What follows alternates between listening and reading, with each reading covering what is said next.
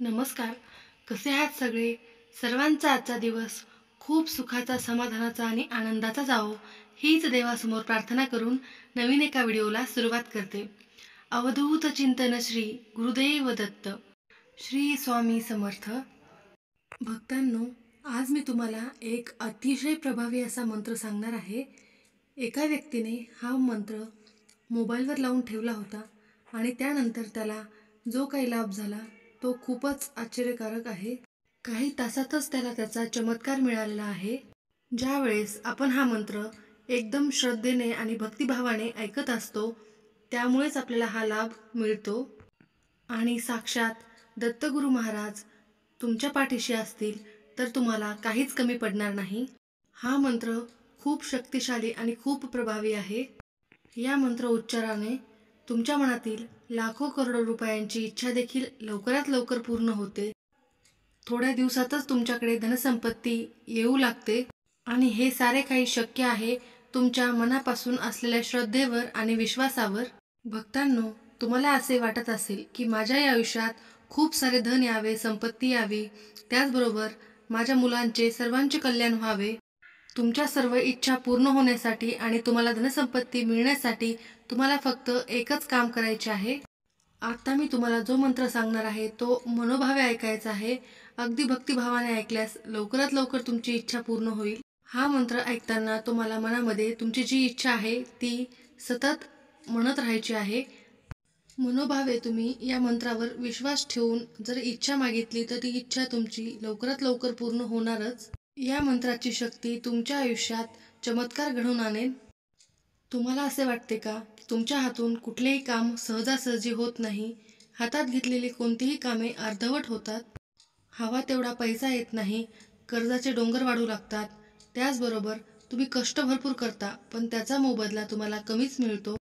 सतत काही ना काही अडचणींना सामोरे जावे लागते. या सर्व अडचणी दूर करणारा हा मंत्र तुमच्यासाठी घेऊन आलेली आहे. हा दत्तगुरूंचा अत्यंत प्रभावशाली मंत्र आहे. या मंत्राने अनेक लोकांचे आयुष्य बदलले आहे. हा मंत्र मनापासून आणि विश्वासाने ऐकल्यावर त्या व्यक्तींना हवं तेवढे धन आणि नोकरीमध्ये यश मिळालेले आहे. ज्यांना प्रमोशन हवे आहे त्यांना प्रमोशन मिळाले, ज्यांना नोकरी नाही आहे त्यांना नोकरी लागली आहे, व्यवसायात यश येत आहे, हातामध्ये पैसे टिकत आहे. तुम्हालाही असे चमत्कार तुमच्या आयुष्यात पाहायचे असतील तर आज विश्वासाने हा मंत्र तुम्ही ऐकून तर पहा. हा प्रभावशाली मंत्र तुमच्या आयुष्यात चमत्कार घडवून आणण्यासाठी आला आहे. हा मंत्र जर तुम्ही दुर्लक्षित केला तर तुम्ही चांगल्या गोष्टींपासून वंचित राहाल. तुम्हाला आहे तसेच आयुष्य काढावे लागेल आणि जीवनामध्ये सतत अडचणी येत राहतात. सतत चिंतेत राहू लागाल. तुम्हाला तुमच्या कष्टाला हवे तसे फळ मिळणार नाही. या सर्व अडचणी दूर करायच्या असतील आणि चिंता कमी करायच्या असतील तर आज भक्तिभावाने आणि मनाने श्रद्धेने हा मंत्र तुम्ही नक्की ऐका. तुमच्या मोबाईलवर कमीत कमी 20 मिनिटे हा मंत्र लावून ठेवा आणि पुढील काही तासातच तुमच्यासोबत होणारा चमत्कार तुम्ही नक्की मला कमेंटमध्ये सांगा. हा मंत्र प्रभावशाली आहे म्हणूनच या मंत्राबद्दल इतकी खात्री देत आहोत. हा मंत्र खूप प्रभावशाली आहे, परंतु हा मंत्र तुम्हाला संपूर्ण ऐकावा लागेल. अगदी श्रद्धेने आणि मनापासून हा मंत्र ऐका आणि मला नक्की कमेंट बॉक्समध्ये सांगा. चला तर भक्तांनो, या मंत्राला सुरुवात करूयात.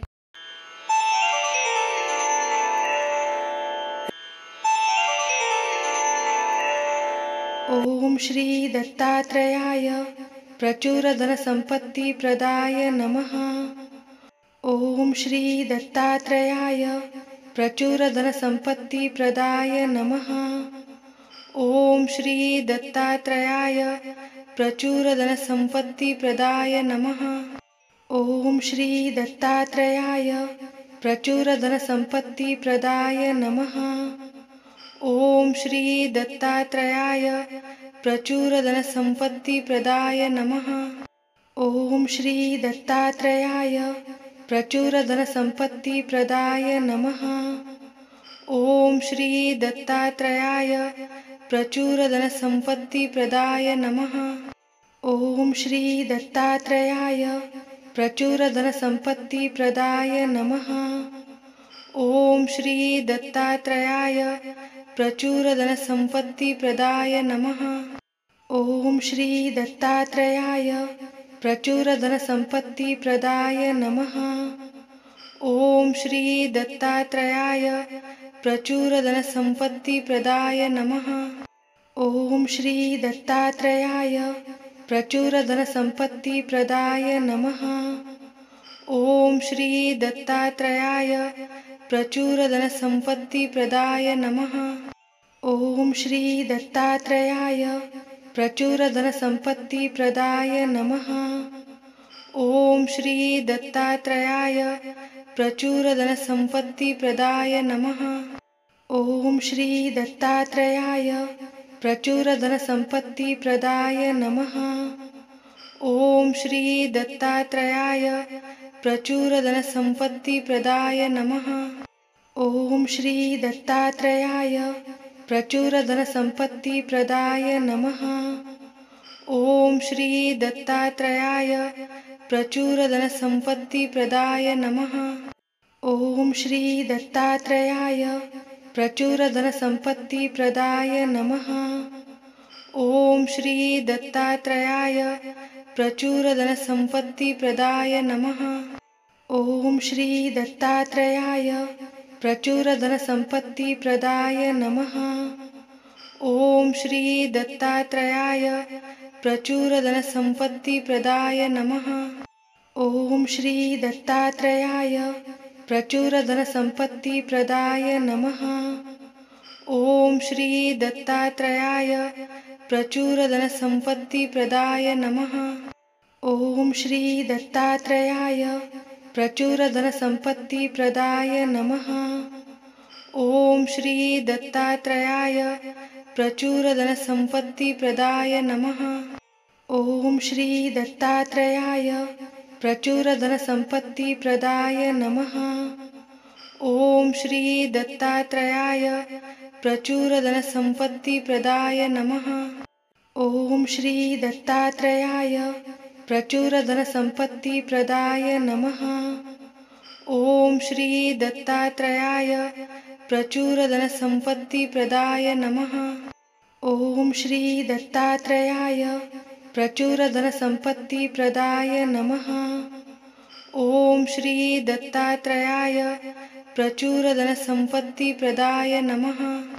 ओम श्री दत्तात्रयाय प्रचुरधनसम्पत्तिप्रदाय नमः। ओम श्री दत्तात्रयाय प्रचुरधनसम्पत्तिप्रदाय नमः। ओम श्री दत्तात्रयाय प्रचुरधनसम्पत्तिप्रदाय नमः। ओम श्री दत्तात्रयाय प्रचुरधनसम्पत्तिप्रदाय नमः। ओम श्री दत्तात्रयाय प्रचुरधनसम्पत्तिप्रदाय नमः। ओम श्री दत्तात्रयाय प्रचुरधनसम्पत्तिप्रदाय नमः। ओम श्री दत्तात्रयाय प्रचुरधनसम्पत्तिप्रदाय नमः।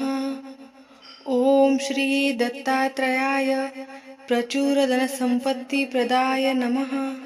ओम श्री दत्तात्रयाय प्रचुरधनसम्पत्तिप्रदाय नमः। ओम श्री दत्तात्रयाय प्रचुरधनसम्पत्तिप्रदाय नमः। ओम श्री दत्तात्रयाय प्रचुरधनसम्पत्तिप्रदाय नमः। ओम श्री दत्तात्रयाय प्रचुरधनसम्पत्तिप्रदाय नमः। ओम श्री दत्तात्रयाय प्रचुरधनसम्पत्तिप्रदाय नमः। ओम श्री दत्तात्रयाय प्रचुरधनसम्पत्तिप्रदाय नमः। ओम श्री दत्तात्रयाय प्रचुरधनसम्पत्तिप्रदाय नमः। ओम श्री दत्तात्रयाय प्रचुरधनसम्पत्तिप्रदाय नमः। ओम श्री दत्तात्रयाय प्रचुरधनसम्पत्तिप्रदाय नमः। ओम श्री दत्तात्रयाय प्रचुरधनसम्पत्तिप्रदाय नमः। ओम श्री दत्तात्रयाय प्रचुरधनसम्पत्तिप्रदाय नमः। ओम श्री दत्तात्रयाय प्रचुरधनसम्पत्तिप्रदाय नमः। ओम श्री दत्तात्रयाय प्रचुरधनसम्पत्तिप्रदाय नमः। ओम श्री दत्तात्रयाय प्रचुरधनसम्पत्तिप्रदाय नमः। ॐ श्री दत्तात्रेयाय प्रचुरधनसम्पत्तिप्रदाय नमः। ॐ श्री दत्तात्रेयाय प्रचुरधनसम्पत्तिप्रदाय नमः। ॐ श्री दत्तात्रेयाय प्रचुरधनसम्पत्तिप्रदाय नमः। ॐ श्री दत्तात्रेयाय प्रचुरधनसम्पत्तिप्रदाय नमः। ॐ श्री दत्तात्रेयाय प्रचुरधनसम्पत्तिप्रदाय नमः।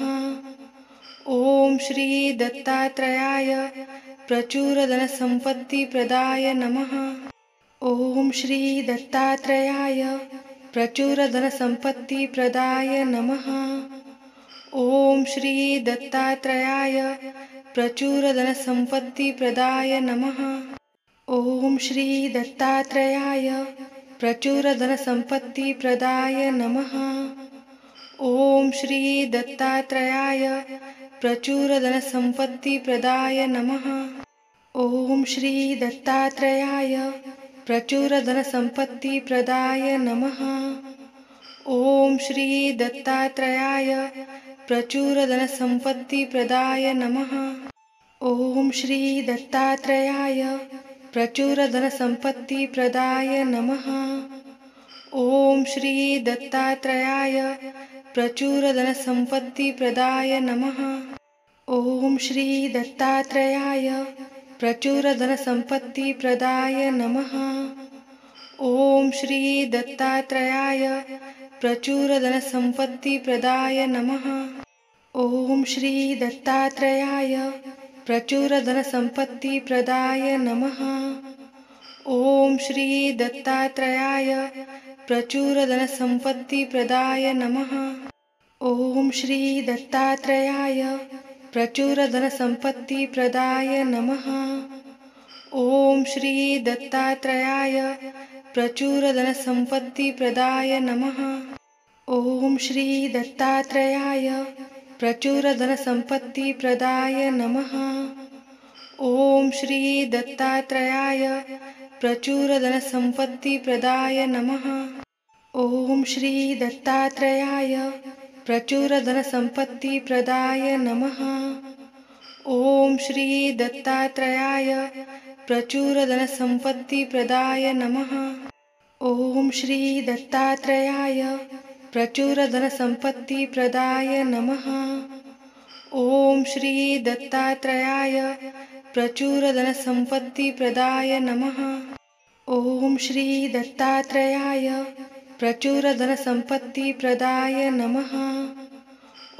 श्री दत्तात्रेयाय प्रचुरधनसम्पत्तिप्रदाय नमः। ॐ श्री दत्तात्रेयाय प्रचुरधनसम्पत्तिप्रदाय नमः। ॐ श्री दत्तात्रेयाय प्रचुरधनसम्पत्तिप्रदाय नमः। ॐ श्री दत्तात्रेयाय प्रचुरधनसम्पत्तिप्रदाय नमः। ॐ श्री दत्तात्रेयाय प्रचुरधनसम्पत्तिप्रदाय नमः। ॐ श्री दत्तात्रेयाय प्रचुरधनसम्पत्तिप्रदाय नमः। ॐ श्री दत्तात्रेयाय प्रचुरधनसम्पत्तिप्रदाय नमः। ॐ श्री दत्तात्रेयाय प्रचुरधनसम्पत्तिप्रदाय नमः। ॐ श्री दत्तात्रेयाय प्रचुरधनसम्पत्तिप्रदाय नमः। ॐ श्री दत्तात्रेयाय प्रचुरधनसम्पत्तिप्रदाय नमः। ॐ श्री दत्तात्रेयाय प्रचुरधनसम्पत्तिप्रदाय नमः। ॐ श्री दत्तात्रेयाय प्रचुरधनसम्पत्तिप्रदाय नमः। ॐ श्री दत्तात्रेयाय प्रचुरधनसम्पत्तिप्रदाय नमः। ॐ श्री दत्तात्रेयाय प्रचुरधनसम्पत्तिप्रदाय नमः। ॐ श्री दत्तात्रेयाय प्रचुरधनसम्पत्तिप्रदाय नमः। ॐ श्री दत्तात्रेयाय प्रचुरधनसम्पत्तिप्रदाय नमः। ॐ श्री दत्तात्रेयाय प्रचुरधनसम्पत्तिप्रदाय नमः। ॐ श्री दत्तात्रेयाय प्रचुरधनसम्पत्तिप्रदाय नमः। ओम श्री दत्तात्रेयाय प्रचुरधनसम्पत्तिप्रदाय नमः। ओम श्री दत्तात्रेयाय प्रचुरधनसम्पत्तिप्रदाय नमः। ओम श्री दत्तात्रेयाय प्रचुरधनसम्पत्तिप्रदाय नमः। ओम श्री दत्तात्रेयाय प्रचुरधनसम्पत्तिप्रदाय नमः। ओम श्री दत्तात्रेयाय प्रचुरधनसम्पत्तिप्रदाय नमः। ओम श्री दत्तात्रेयाय प्रचुरधनसम्पत्तिप्रदाय नमः। ओम श्री दत्तात्रेयाय प्रचुरधनसम्पत्तिप्रदाय नमः। ओम श्री दत्तात्रेयाय प्रचुरधनसम्पत्तिप्रदाय नमः। ओम श्री दत्तात्रेयाय प्रचुरधनसम्पत्तिप्रदाय नमः। ओम श्री दत्तात्रेयाय प्रचुरधनसम्पत्तिप्रदाय नमः। ओम श्री दत्तात्रेयाय प्रचुरधनसम्पत्तिप्रदाय नमः। ओम श्री दत्तात्रेयाय प्रचुरधनसम्पत्तिप्रदाय नमः। ओम श्री दत्तात्रेयाय प्रचुरधनसम्पत्तिप्रदाय नमः। ओम श्री दत्तात्रेयाय प्रचुरधनसम्पत्तिप्रदाय नमः। ओम श्री दत्तात्रेयाय प्रचुरधनसम्पत्तिप्रदाय नमः। ओम श्री दत्तात्रेयाय प्रचुरधनसम्पत्तिप्रदाय नमः।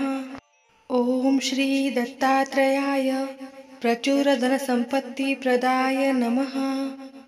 ओम श्री दत्तात्रेयाय प्रचुरधनसम्पत्तिप्रदाय नमः।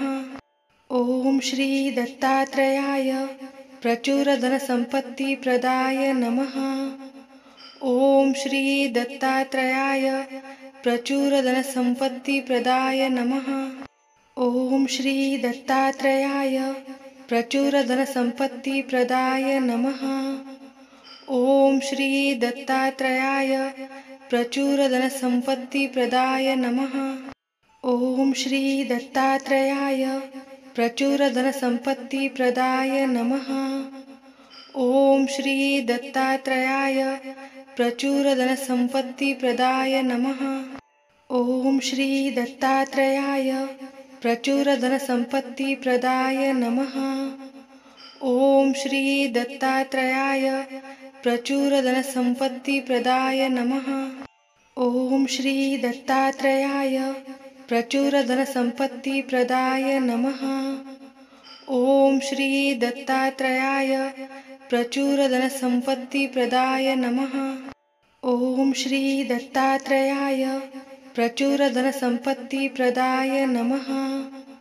ओम श्री दत्तात्रेयाय प्रचुरधनसम्पत्तिप्रदाय नमः।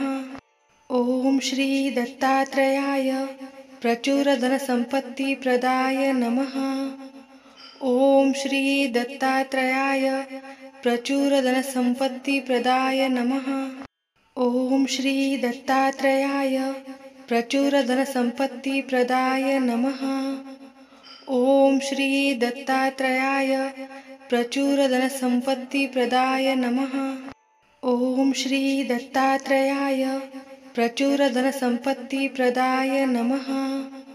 ओम श्री दत्तात्रेयाय प्रचुरधनसम्पत्तिप्रदाय नमः। ओम श्री दत्तात्रेयाय प्रचुरधनसम्पत्तिप्रदाय नमः। ओम श्री दत्तात्रेयाय प्रचुरधनसम्पत्तिप्रदाय नमः। ओम श्री दत्तात्रेयाय प्रचुरधनसम्पत्तिप्रदाय नमः। ओम श्री दत्तात्रेयाय प्रचुरधनसम्पत्तिप्रदाय नमः। ओम श्री दत्तात्रेयाय प्रचुरधनसम्पत्तिप्रदाय नमः। ओम श्री दत्तात्रेयाय प्रचुरधनसम्पत्तिप्रदाय नमः। ओम श्री दत्तात्रेयाय प्रचुरधनसम्पत्तिप्रदाय नमः। ओम श्री दत्तात्रेयाय प्रचुरधनसम्पत्तिप्रदाय नमः। ओम श्री दत्तात्रेयाय प्रचुरधनसम्पत्तिप्रदाय नमः। ॐ श्री दत्तात्रेयाय प्रचुरधनसम्पत्तिप्रदाय नमः। ॐ श्री दत्तात्रेयाय प्रचुरधनसम्पत्तिप्रदाय नमः। ॐ श्री दत्तात्रेयाय प्रचुरधनसम्पत्तिप्रदाय नमः। ॐ श्री दत्तात्रेयाय प्रचुरधनसम्पत्तिप्रदाय नमः। ॐ श्री दत्तात्रेयाय प्रचुरधनसम्पत्तिप्रदाय नमः। ॐ श्री दत्तात्रेयाय प्रचुरधनसम्पत्तिप्रदाय नमः। ॐ श्री दत्तात्रेयाय प्रचुरधनसम्पत्तिप्रदाय नमः। ॐ श्री दत्तात्रेयाय प्रचुरधनसम्पत्तिप्रदाय नमः। ॐ श्री दत्तात्रेयाय प्रचुरधनसम्पत्तिप्रदाय नमः। ॐ श्री दत्तात्रेयाय प्रचुरधनसम्पत्तिप्रदाय नमः। ॐ श्री दत्तात्रेयाय प्रचुरधनसम्पत्तिप्रदाय नमः। ॐ श्री दत्तात्रेयाय प्रचुरधनसम्पत्तिप्रदाय नमः। ॐ श्री दत्तात्रेयाय प्रचुरधनसम्पत्तिप्रदाय नमः। ॐ श्री दत्तात्रेयाय प्रचुरधनसम्पत्तिप्रदाय नमः। ॐ श्री दत्तात्रेयाय प्रचुरधनसम्पत्तिप्रदाय नमः। ॐ श्री दत्तात्रेयाय प्रचुरधनसम्पत्तिप्रदाय नमः। ॐ श्री दत्तात्रेयाय प्रचुरधनसम्पत्तिप्रदाय नमः। ॐ श्री दत्तात्रेयाय प्रचुरधनसम्पत्तिप्रदाय नमः। ॐ श्री दत्तात्रेयाय प्रचुरधनसम्पत्तिप्रदाय नमः। ॐ श्री दत्तात्रेयाय प्रचुरधनसम्पत्तिप्रदाय नमः। ॐ श्री दत्तात्रेयाय प्रचुरधनसम्पत्तिप्रदाय नमः। ॐ श्री दत्तात्रेयाय प्रचुरधनसम्पत्तिप्रदाय नमः। ॐ श्री दत्तात्रेयाय प्रचुरधनसम्पत्तिप्रदाय नमः। ॐ श्री दत्तात्रेयाय प्रचुरधनसम्पत्तिप्रदाय नमः। ॐ श्री दत्तात्रेयाय प्रचुरधनसम्पत्तिप्रदाय नमः। ॐ श्री दत्तात्रेयाय प्रचुरधनसम्पत्तिप्रदाय नमः। ॐ श्री दत्तात्रेयाय प्रचुरधनसम्पत्तिप्रदाय नमः।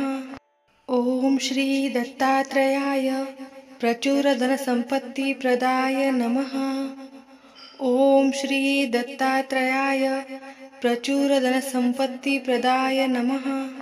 ॐ श्री दत्तात्रेयाय प्रचुरधनसम्पत्तिप्रदाय नमः।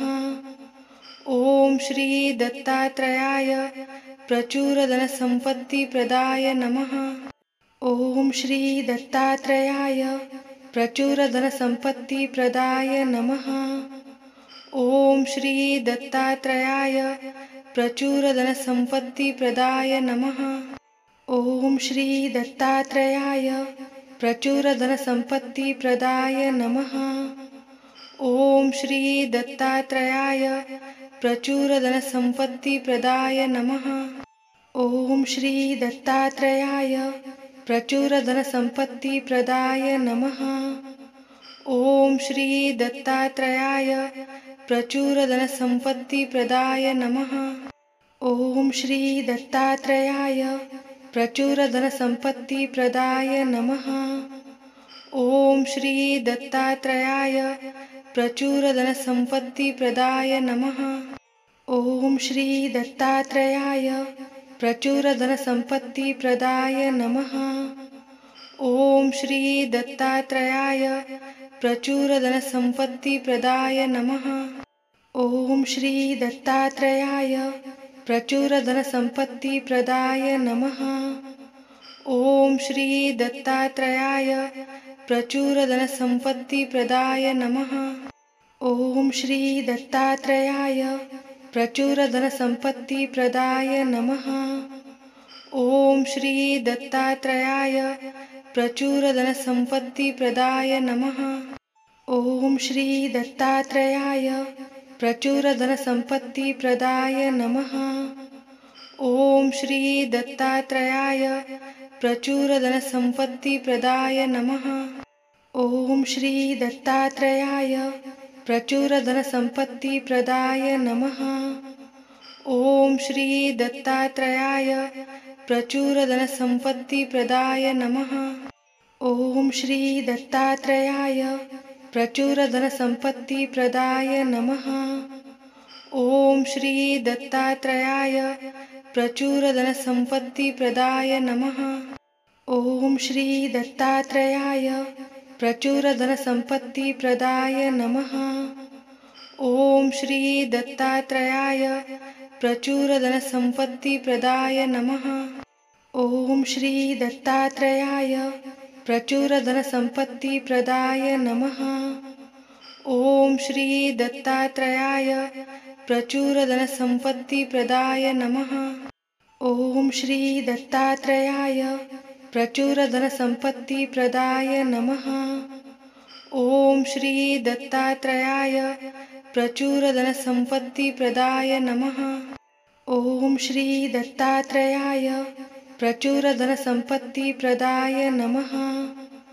ओम श्री दत्तात्रेयाय प्रचुरधनसम्पत्तिप्रदाय नमः।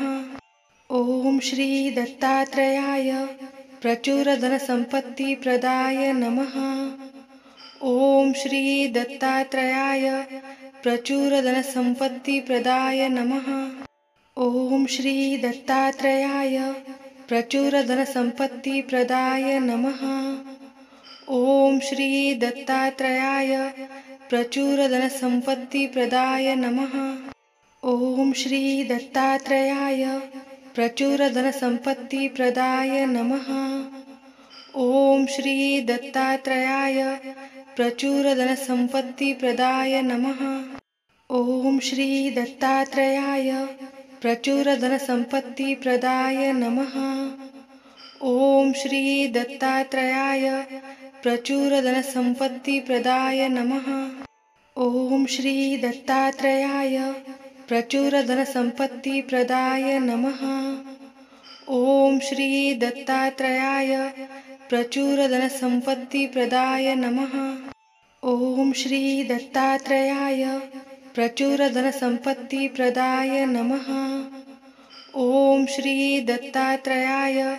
प्रचुरधनसम्पत्तिप्रदाय नमः। ओम श्री दत्तात्रेयाय प्रचुरधनसम्पत्तिप्रदाय नमः। ओम श्री दत्तात्रेयाय प्रचुरधनसम्पत्तिप्रदाय नमः। ओम श्री दत्तात्रेयाय प्रचुरधनसम्पत्तिप्रदाय नमः। ओम श्री दत्तात्रेयाय प्रचुरधनसम्पत्तिप्रदाय नमः। ओम श्री दत्तात्रेयाय प्रचुरधनसम्पत्तिप्रदाय नमः। ओम श्री दत्तात्रेयाय प्रचुरधनसम्पत्तिप्रदाय नमः।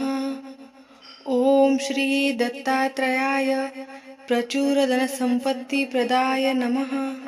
ओम श्री दत्तात्रेयाय प्रचुरधनसम्पत्तिप्रदाय नमः। ओम श्री दत्तात्रेयाय प्रचुरधनसम्पत्तिप्रदाय नमः। ओम श्री दत्तात्रेयाय प्रचुरधनसम्पत्तिप्रदाय नमः। ओम श्री दत्तात्रेयाय प्रचुरधनसम्पत्तिप्रदाय नमः। ओम श्री दत्तात्रेयाय प्रचुरधनसम्पत्तिप्रदाय नमः। ओम श्री दत्तात्रेयाय प्रचुरधनसम्पत्तिप्रदाय नमः। ओम श्री दत्तात्रेयाय प्रचुरधनसम्पत्तिप्रदाय नमः। ओम श्री दत्तात्रेयाय प्रचुरधनसम्पत्तिप्रदाय नमः। ओम श्री दत्तात्रेयाय प्रचुरधनसम्पत्तिप्रदाय नमः। ओम श्री दत्तात्रेयाय प्रचुरधनसम्पत्तिप्रदाय नमः। ओम श्री दत्तात्रेयाय प्रचुरधनसम्पत्तिप्रदाय नमः। ओम श्री दत्तात्रेयाय प्रचुरधनसम्पत्तिप्रदाय नमः। ॐ श्री दत्तात्रेयाय प्रचुरधनसम्पत्तिप्रदाय नमः। ॐ श्री दत्तात्रेयाय प्रचुरधनसम्पत्तिप्रदाय नमः। ॐ श्री दत्तात्रेयाय प्रचुरधनसम्पत्तिप्रदाय नमः।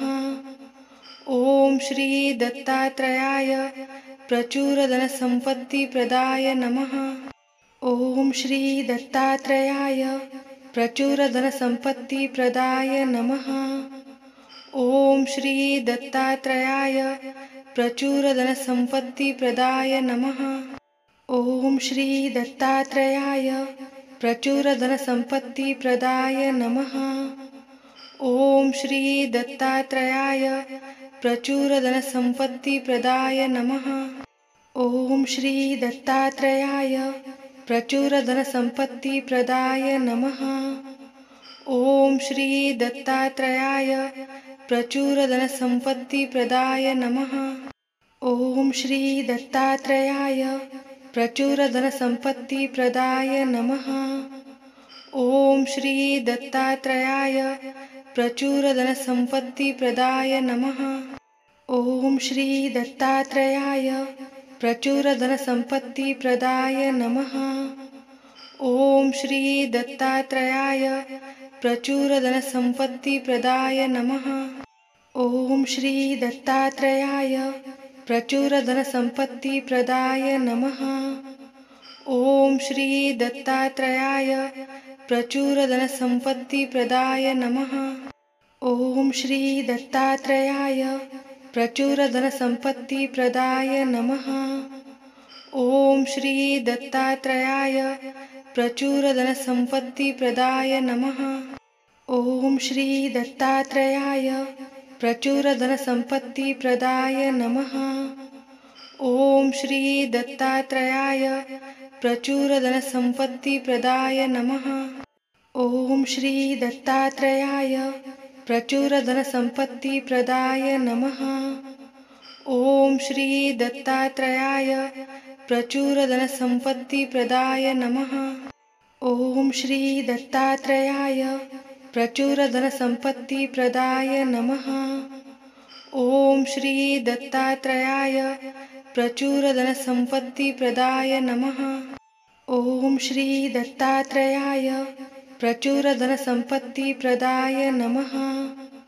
ॐ श्री दत्तात्रेयाय प्रचुरधनसम्पत्तिप्रदाय नमः। ॐ श्री दत्तात्रेयाय प्रचुरधनसम्पत्तिप्रदाय नमः। ॐ श्री दत्तात्रेयाय प्रचुरधनसम्पत्तिप्रदाय नमः। ॐ श्री दत्तात्रेयाय प्रचुरधनसम्पत्तिप्रदाय नमः। ॐ श्री दत्तात्रेयाय प्रचुरधनसम्पत्तिप्रदाय नमः। ॐ श्री दत्तात्रेयाय प्रचुरधनसम्पत्तिप्रदाय नमः। ॐ श्री दत्तात्रेयाय प्रचुरधनसम्पत्तिप्रदाय नमः। ॐ श्री दत्तात्रेयाय प्रचुरधनसम्पत्तिप्रदाय नमः। ॐ श्री दत्तात्रेयाय प्रचुरधनसम्पत्तिप्रदाय नमः। ॐ श्री दत्तात्रेयाय प्रचुरधनसम्पत्तिप्रदाय नमः। ॐ श्री दत्तात्रेयाय प्रचुरधनसम्पत्तिप्रदाय नमः। ॐ श्री दत्तात्रेयाय प्रचुरधनसम्पत्तिप्रदाय नमः। ॐ श्री दत्तात्रेयाय प्रचुरधनसम्पत्तिप्रदाय नमः। ॐ श्री दत्तात्रेयाय प्रचुरधनसम्पत्तिप्रदाय नमः। ॐ श्री दत्तात्रेयाय प्रचुरधनसम्पत्तिप्रदाय नमः। ॐ श्री दत्तात्रेयाय प्रचुरधनसम्पत्तिप्रदाय नमः। ॐ श्री दत्तात्रेयाय प्रचुरधनसम्पत्तिप्रदाय नमः। ॐ श्री दत्तात्रेयाय प्रचुरधनसम्पत्तिप्रदाय नमः। ॐ श्री दत्तात्रेयाय प्रचुरधनसम्पत्तिप्रदाय नमः। ओम श्री दत्तात्रेयाय प्रचुरधनसम्पत्तिप्रदाय नमः। ओम श्री दत्तात्रेयाय प्रचुरधनसम्पत्तिप्रदाय नमः। ओम श्री दत्तात्रेयाय प्रचुरधनसम्पत्तिप्रदाय नमः। ओम श्री दत्तात्रेयाय प्रचुरधनसम्पत्तिप्रदाय नमः। ओम श्री दत्तात्रेयाय प्रचुरधनसम्पत्तिप्रदाय नमः। ओम श्री दत्तात्रेयाय प्रचुरधनसम्पत्तिप्रदाय नमः। ओम श्री दत्तात्रेयाय प्रचुरधनसम्पत्तिप्रदाय नमः।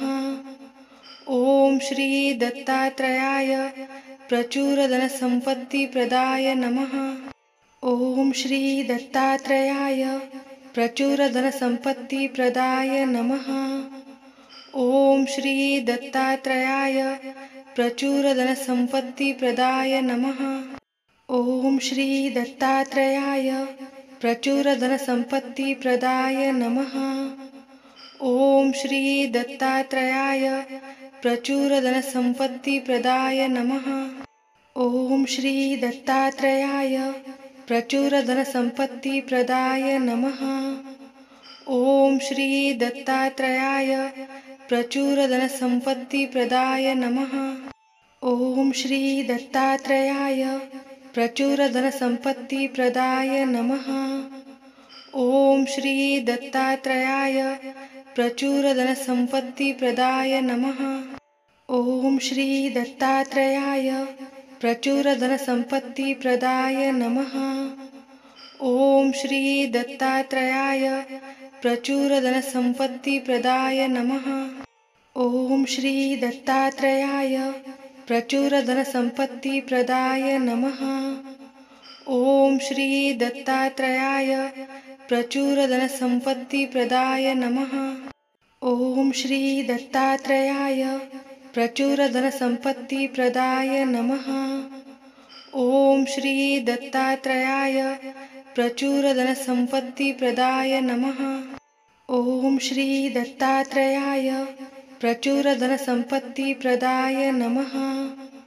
ओम श्री दत्तात्रेयाय प्रचुरधनसम्पत्तिप्रदाय नमः। ओम श्री दत्तात्रेयाय प्रचुरधनसम्पत्तिप्रदाय नमः। ओम श्री दत्तात्रेयाय प्रचुरधनसम्पत्तिप्रदाय नमः।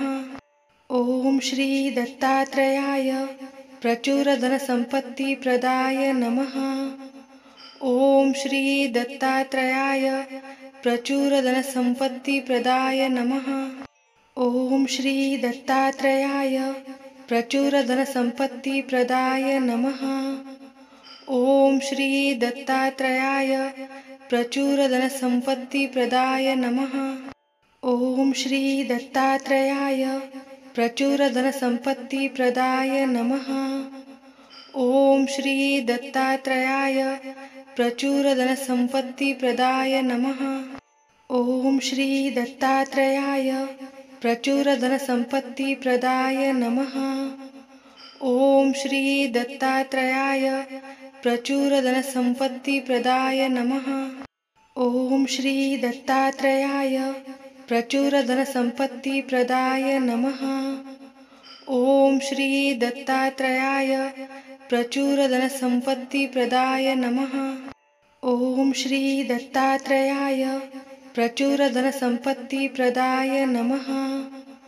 ओम श्री दत्तात्रेयाय प्रचुरधनसम्पत्तिप्रदाय नमः। ओम श्री दत्तात्रेयाय प्रचुरधनसम्पत्तिप्रदाय नमः। ओम श्री दत्तात्रेयाय प्रचुरधनसम्पत्तिप्रदाय नमः। ओम श्री दत्तात्रेयाय प्रचुरधनसम्पत्तिप्रदाय नमः। ओम श्री दत्तात्रेयाय प्रचुरधनसम्पत्तिप्रदाय नमः।